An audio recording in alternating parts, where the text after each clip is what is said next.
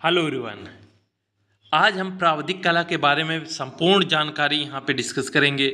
एक स्टूडेंट के मन में सबसे ज़्यादा प्रश्न यही आते हैं कि प्रावधिक कला क्या है, प्रावधिक कला करने के लाभ क्या हैं, प्रावधिक कला में हम किस प्रकार से एडमिशन ले सकते हैं और कहाँ पर इसके कॉलेज होते हैं, तथा प्रावधिक कला के बाद टीजीटी में हम अध्यापक किस प्रकार से बन सकते हैं।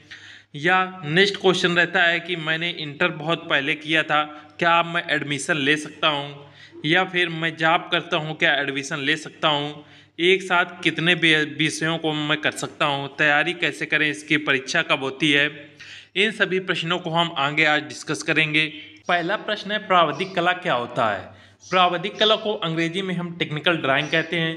प्रावधिक कला का कोर्स जब आप इंटर पास कर चुके हैं तो इंटर पास करने के बाद आप ये प्रावधिक कला का कोर्स कभी भी कर सकते हैं, या आपने ग्रेजुएशन कर रखा है तो ग्रेजुएशन के बाद भी आप प्रावधिक कला में एडमिशन ले सकते हैं।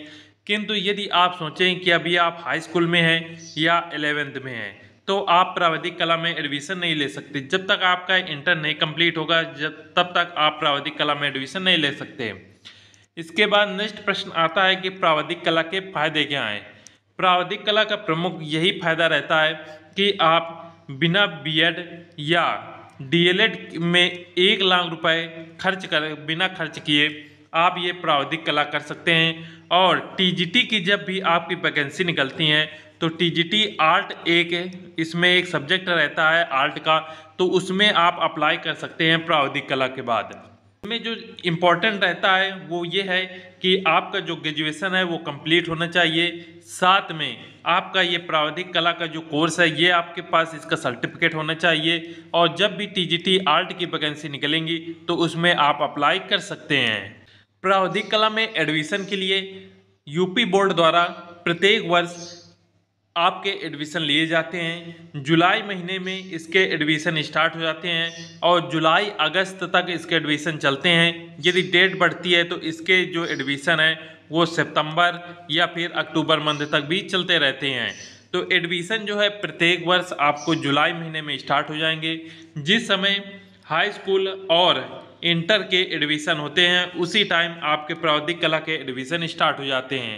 अब इसके बाद आता है कि प्रावधिक कला के एडमिशन हम कहाँ पर लें, तो आपके नज़दीकी जो भी कॉलेज हैं वहाँ पे जाके पता कर लें कि जो जीआईसी हैं और जीजीआईसी हैं या जीजीआईसी अर्थात राजकीय बालिका इंटर कॉलेज जहाँ पे भी हों वहाँ पे इसकी प्रावधिक कला की सीटें रहती हैं, आप वहाँ पे एडमिशन ले सकते हैं। यदि आपको इसकी जानकारी नहीं मिल पा रही तो आप अपने फ़ोन में मैप को ओपन कीजिए और मैप में सर्च कीजिए राजकीय बालिका इंटर कॉलेज। राजकीय बालिका इंटर कॉलेज सर्च कर लीजिए और आपके नज़दीकी जहाँ पे भी ये राजकीय बालिका इंटर कॉलेज हो वहाँ पे जाके आप इसके प्रावधिक कला के बारे में जानकारी ले लें और वहाँ पे एडमिशन ले सकते हैं। नेक्स्ट प्रश्न आता है, प्रावधिक कला के बाद टीजीटी में अध्यापक कैसे बन सकते हैं। जब आप ये प्रावधिक कला का कोर्स कंप्लीट कर लेंगे तो प्रावधिक कला के साथ आपका ग्रेजुएशन होना चाहिए। प्रावधिक कला के बाद आप ग्रेजुएशन कर सकते हैं या आपका पहले से ग्रेजुएशन कंप्लीट हो तो वो भी मान्य रहेगा। अब बात करते हैं, जब टीजीटी की वैकेंसी निकलती हैं तो इसमें एक सब्जेक्ट रहता है आर्ट का, उसमें आप अप्लाई कर सकते हैं प्रावधिक कला के बाद। आप समझते हैं टीजीटी आर्ट के बारे में कि इसका पेपर कैसा रहता है। टीजीटी आर्ट का जो पेपर होता है इसमें 125 क्वेश्चन आते हैं और प्रत्येक क्वेश्चन जो होता है वो 4 नंबर का रहता है। इस प्रकार से इसमें टोटल पूर्णांक जो होता है 500 नंबर का रहता है। इस 500 नंबर का जो ये पेपर रहेगा इसी के अनुसार आपकी मेरिट बनती है। इससे पहले जो आपने इंटर या ग्रेजुएशन या प्रावधिक कला कर रखा है इससे रिलेटेड किसी प्रकार के नंबर इसमें नहीं जोड़े जाते, सिर्फ टीजीटी आर्ट की जो पेपर रहेगा उसी के अनुसार इसकी मेरिट बनती है। तो आपको सबसे ज़्यादा जो फोकस रखना है वो टीजीटी आर्ट की तैयारी में रखना है। नेक्स्ट है, क्या प्रावधिक कला और टीजीटी का सिलेबस सेम होता है।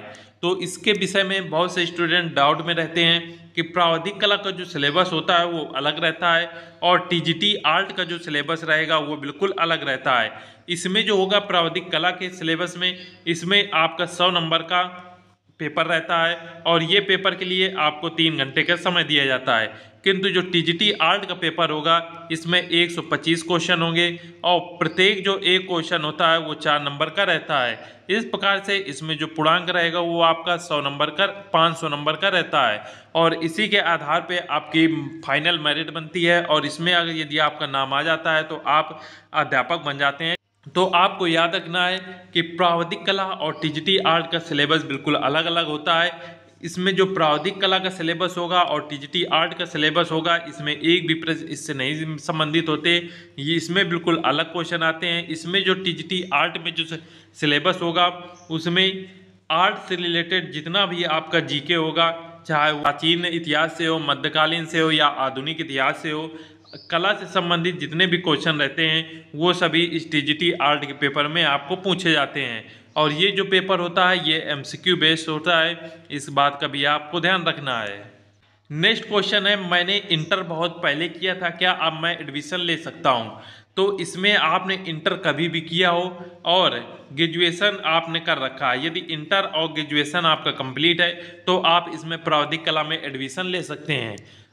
याद रखना है कि प्रावधिक कला कोर्स करने के लिए एज लिमिट कोई भी नहीं है, किंतु टीजीटी आर्ट के लिए जो एज लिमिट रहती है वो रहती है, इसमें टीजीटी आर्ट में अप्लाई करने की जो एज लिमिट है वो 40 वर्ष रहती है और इसमें छूट भी कुछ वर्षों की रहती है, इस चीज़ का विशेष ध्यान रखें। यदि आपकी उम्र 40 के नीचे है तो आप ये प्रावधिक कला को कोर्स कर सकते हैं और जब भी टीजीटी आर्ट की वैकेंसी आएंगी उसमें आप अप्लाई कर सकते हैं। नेक्स्ट क्वेश्चन है, मैं जॉब करता हूं, क्या एडमिशन ले सकता हूं?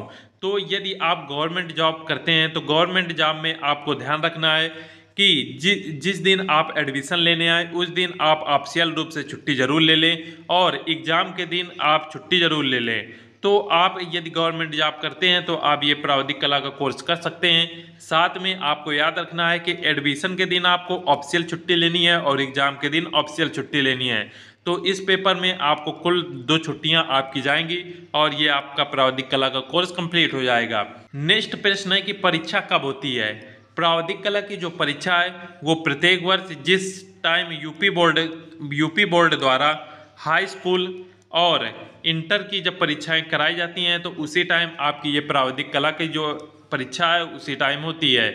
ये परीक्षा अब वर्तमान समय में फरवरी या मार्च महीने में प्रत्येक वर्ष होती है और ये प्रावधिक कला जो परीक्षा है केवल 1 दिन होती है और इसमें जो समय रहता है 3 घंटे का, आपका एक पेपर केवल होता है। नेक्स्ट है, प्रावधिक कला की तैयारी कैसे करें?